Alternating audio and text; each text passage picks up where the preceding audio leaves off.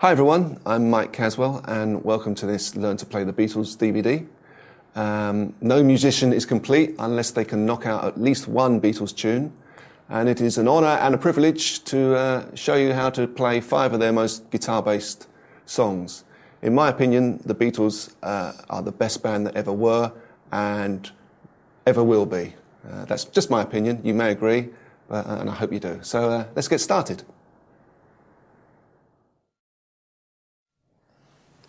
Okay, now we're going to take a look at Paperback Writer, which in essence only has 2 chords and one riff, which changes slightly halfway through the song. In terms of getting a Beatles type sound, I'm going to use this Yamaha semi-acoustic. It's an SA2200, and I can coil tap the pickups, which means if I press this button in and out, I can halve the power of the pickups.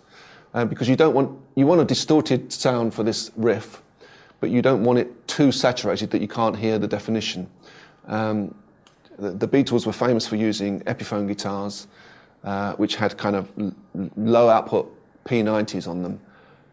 So I'm trying to recreate that sound. They use Vox and Fender amps probably exclusively.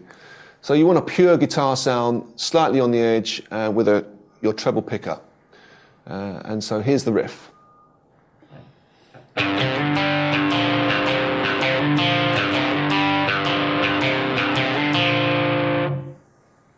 So that riff is in a G position, and I'm kind of keeping my hand, if I imagine playing a G5, I'm keeping my fingers where they should be. I'm not kind of moving away. It's all there, and it's a little movement that creates the riff.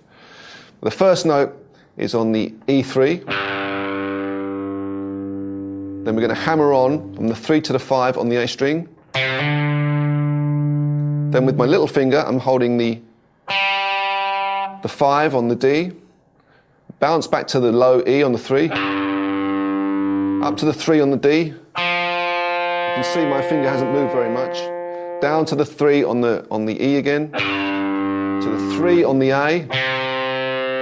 To the 3 on the E again. Hammer on to the 3 and the 5 on the A, and then the 3 on the D again. So if I play that slowly,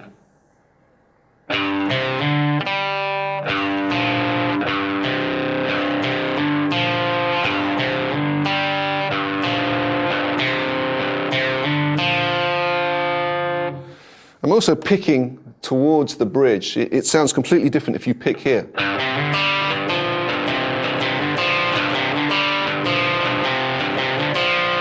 You know, it's at your discretion, but you get you get more attack and more treble if you play towards the bridge end.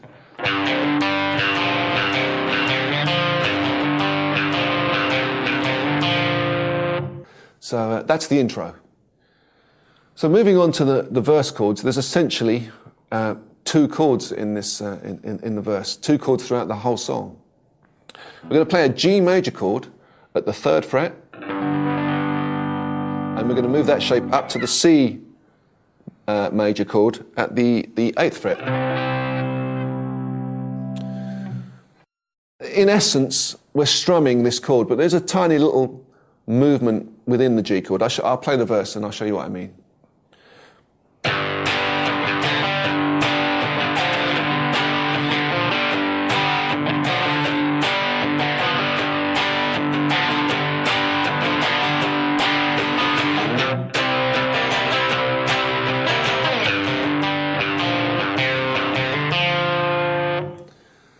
So you can see I'm basically strumming all 6 strings, but I'm lifting off my little finger to give a kind of a G7 sound. If you're not sure how to hold this bar chord, you bar all 6 strings on the 3rd fret. With your 3rd finger, you bar the A5, your little finger, the D5, and with your 2nd finger, bar the G, fret the G4, and you've got a G major chord.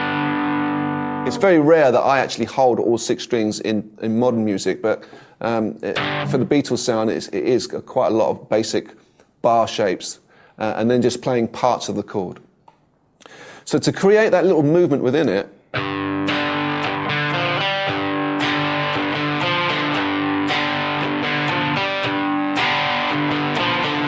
I'm lifting off my little finger, and then as I lift it off, I'm strumming in that area of the chord.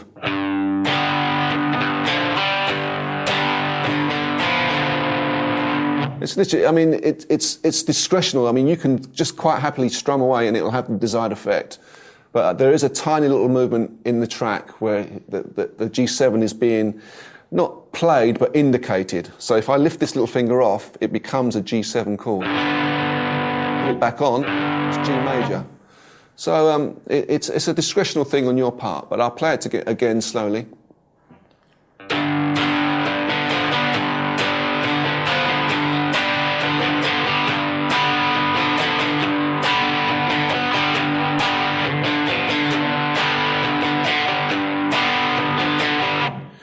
Then we move up for the chorus, kind of, it's the hook line, which goes up exactly the same shape, but moved up with your first finger on the 8th fret. And you're kind of playing the same movement again.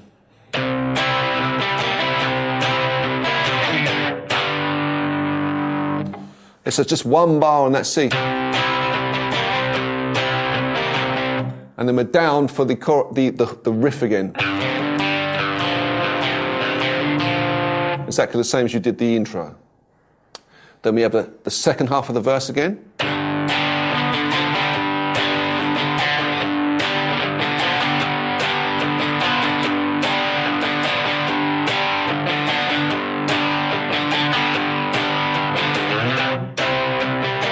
Moving up to the C shape for the hook line. And it goes back to the riff, but only plays the first few notes.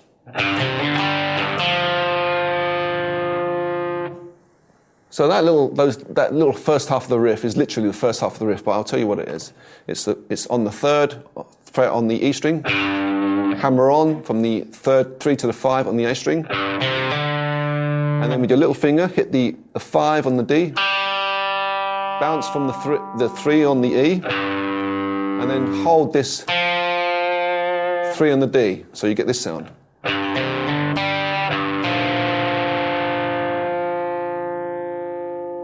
Then we have the vocal that comes in over the top. For the backing track, if you want to play along to the backing track and you're wondering when that riff is going to burst back in because there's no vocal to go through to guide you on the backing track, you need to count with the hi-hat 5 bars. And on bar 6, the beat 1 of bar 6 is where you come in with that riff.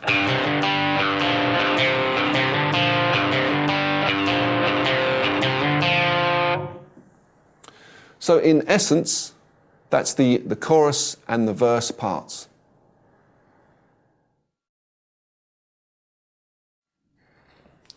I'd like to point out a very curious thing about the riff. In verse 2, which is the second half of the song, the riff actually slightly changes. I don't know why maybe George played it differently, but it is slightly different. So essentially, it's the same chords, but when it breaks down halfway through the middle of the verse, we have a slightly different riff, which goes like this.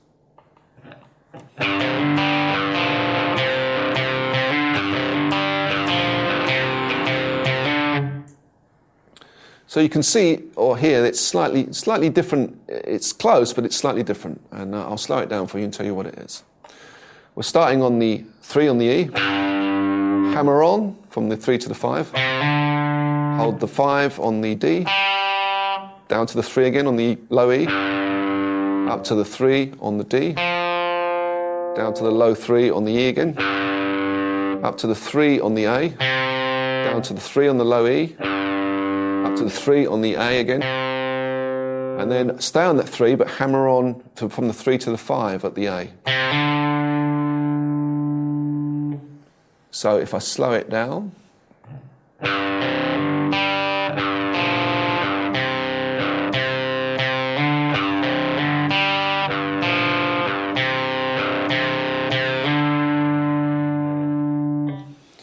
so just when you get used to playing the intro riff and the first half of the song in that first riff, you have to slightly change it. It's not much of a difference, but it is different. Check it out on the record, it is slightly different. So essentially, it's exactly the same format again, with the same G chord and the same C chord. I'll play it for you. I'll play the, in fact, I'll play the whole second verse. It goes like this.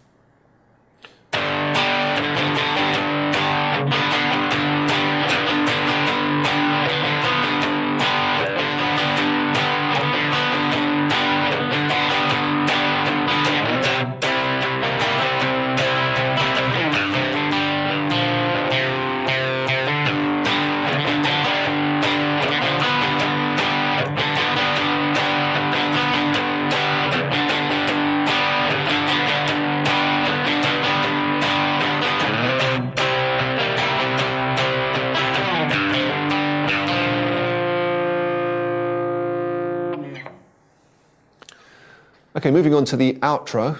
On the original recording, the track fades, grooving on that G chord we were doing.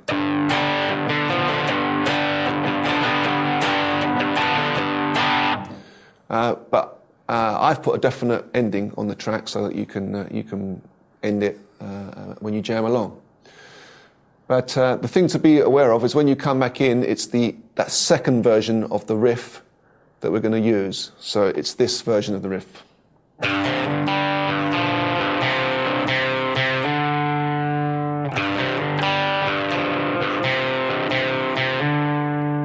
Then we have 16 bars. The original actually fades out, but we're going to play 16 bars of the G chord, and then we're going to end on the first riff that we did. So I will play that whole section, and you'll see how it's going to sound. It goes like this.